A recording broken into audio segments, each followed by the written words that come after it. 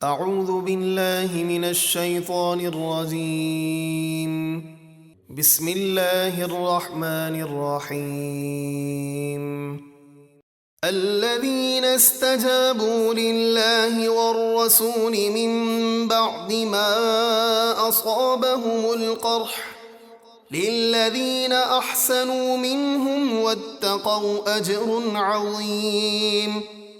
وہ لوگ جو زخموں سے چور ہونے کے باوجود اللہ اور رسول کے بلانے پر حاضر ہو گئے، ان نیکی کرنے والوں اور پرہیزگاروں کے لیے بڑا ثواب ہے۔ اگلی آیات میں اس چیز کا بیان ہے کہ جب جھوٹے پروپیگنڈے کی وجہ سے جہاد سے روکنے کی کوشش کی گئی تو محبوب صلی اللہ علیہ وسلم نے کس حسین انداز سے تربیت فرمائی۔ چنانچہ حضور علیہ السلام نے فرمایا، خدا کی قسم میں ضرور جاؤں گا چاہے میرے ساتھ کوئی بھی نہ ہو۔ اس کلام نے ایمان والوں کا حوصلہ بلند کر دیا، ایمان پر مضبوط ہو گئے۔ چنانچہ ارشاد ربانی ہے، الذين قال لهم الناس إن الناس قد جمعوا لكم فاخشوهم فزادهم إيمانا وقالوا حسبنا الله ونعم الوكيل۔ جنہیں ڈرانے کے لیے لوگوں نے کہا، بے شک کافروں نے تمہارے مقابلے کے لیے بڑے لشکر جمع کر رکھے ہیں، لہٰذا تم ان سے ڈرو۔ تو یہ سن کر ان کا ایمان مزید پختہ ہو گیا، اور وہ بولے ہمیں اللہ کافی ہے اور وہ کیا ہی اچھا کارساز ہے۔ فانقلبوا بنعمة من الله وفضل لم يمسسهم سوء واتبعوا رضوان الله والله ذو فضل عظيم۔ تو وہ اللہ کی نعمت یعنی امن و عافیت اور فضل یعنی تجارتی فوائد کے ساتھ واپس آئے، اور ان کو کچھ بھی نقصان نہ پہنچا، اور وہ اللہ کی مرضی پر چلے، اور اللہ بڑے فضل والا ہے۔ انما ذلكم الشیطان یخوف اولیاءہ فلا تخافوهم وخافون ان کنتم مؤمنین۔ وہ تو شیطان ہی ہے جو تمہیں اپنے دوستوں یعنی کفار سے ڈراتا ہے، تو تم ان سے نہ ڈرو اور مجھی سے ڈرو اگر تم ایمان رکھتے ہو۔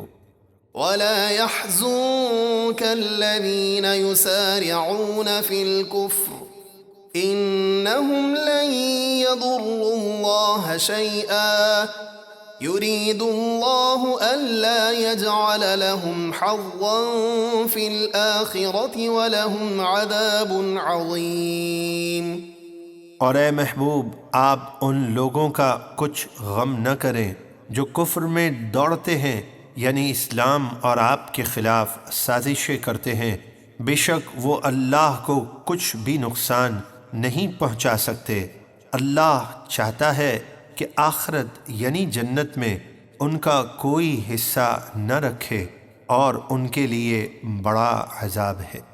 ان الذين اشتروا الكفر بالإيمان لن يضروا الله شيئا ولهم عذاب أليم۔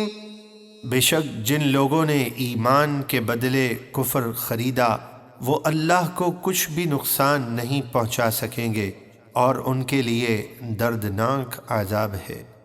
ولا يحسبن الذين كفروا انما نملي لهم خير لانفسهم انما نملي لهم ليزدادوا اثما ولهم عذاب مهين۔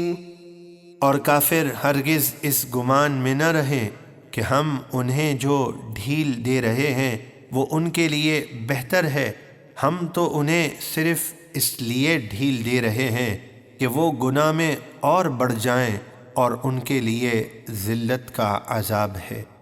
ما كان الله ليذر المؤمنين على ما أنتم عليه عليه حتى يميز الخبيث من الطيب وما كان الله ليطلعكم على الغيب ولكن الله يجتبي من رسله من يشاء فآمنوا بالله ورسله وَإِن تُؤْمِنُوا وَتَتَّقُوا فَلَكُمْ أَجْرٌ عَظِيمٌ۔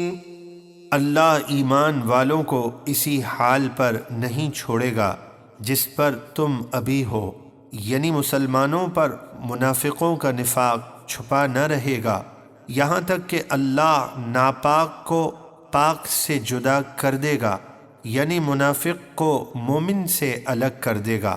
اور اللہ کی یہ شان نہیں کہ اے عام لوگو تمہیں غیب کا علم دے دے، ہاں اللہ اپنے رسولوں میں سے جسے چاہتا ہے علم غیب عطا کرنے کے لیے چن لیتا ہے، تو تم اللہ اور اس کے رسولوں پر ایمان لاؤ، اور اگر تم ایمان لاؤ اور پرہیزگاری اختیار کرو تو تمہارے لیے بڑا ثواب ہے۔ ولا يحسبن الذين يبخلون بما آتاهم الله من فضله هو خيرا لهم بل هو شر لهم سيطوقون ما بخلوا به يوم القيامة وَلِلَّهِ مِيرَاثُ السَّمَاوَاتِ وَالْأَرْضِ وَاللَّهُ بِمَا تَعْمَلُونَ خَبِيرٌ۔ اور جو لوگ بخل کرتے ہیں اس چیز میں جو اللہ نے انہیں اپنے فضل سے دی، وہ ہرگز یہ گمان نہ کریں کہ بخل ان کے لیے بہتر ہے، بلکہ وہ ان کے لیے بہت برا ہے۔ عنقریب وہ چیز جس میں انہوں نے بخل کیا قیامت کے دن ان کے گلے کا طوق ہوگی، اور آسمانوں اور زمینوں کا اللہ ہی وارث ہے، اور اللہ تمہارے سب کاموں سے خوب خبردار ہے۔